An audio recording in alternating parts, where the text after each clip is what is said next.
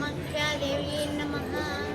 ॐ त्रं त्रं त्रं कामाख्यादेव्यै नमः। ॐ కామాక్షి కామదాయిని కామిత వరప్రదాయిని అంటూ ఉంటాం కదా లలితా సహస్రనామంలో.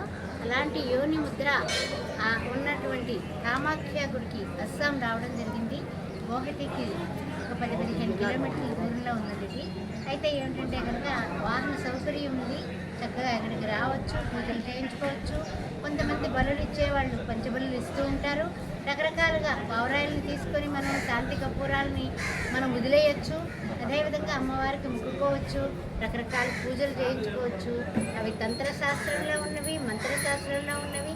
మంత్ర యంత్ర తంత్ర మనోన్మని అమ్మవారు కాబట్టి ఏ విధమైనటువంటి సంకల్పాలు తీసుకుంటే ఆ సంకల్పాలు నెరవేర్చేటటువంటి కామిత ఫలప్రదాయిని కాబట్టి అమ్మవారికి ఇంత ప్రసిద్ధి. అందువల్ల ఇక్కడ యోని ముద్రలో ఉన్నటువంటి అమ్మవారికి యోని పూజలు జరుగుతూ ఉంటాయి. అమ్మవారు ప్రతి సంవత్సరం కూడా జూన్ మాసంలో అమ్మవారు బహిష్ట అవ్వడం, ఆ యొక్క నీరు కూడా బ్రహ్మపుత్ర నదిలోకి చక్కగా పాకి అదంతా కూడా ఎర్రగా మారడం, ఈ ఋతుస్రావం అనేటటువంటి ప్రపంచంలో ఏ అమ్మవారి దగ్గర లేదు.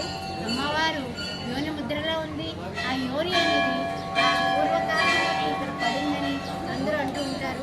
అందువలన అమ్మవారి యొక్క భక్తి ప్రవృత్తి, అదేవిధంగా శక్తి, మానవుని యొక్క అద్భుతమైనటువంటి ఆనందానికి పరాకాష్ట ఈ కామాఖ్య దర్శనం అని చెప్పుకోవచ్చు.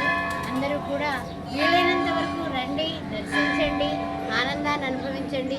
కుష్మాండ బలిదానం కూడా చేసుకోవచ్చు, పూజ జరిపించుకోవచ్చు.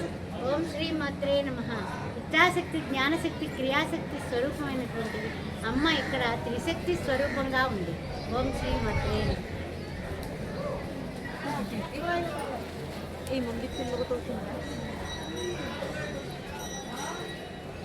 గోడ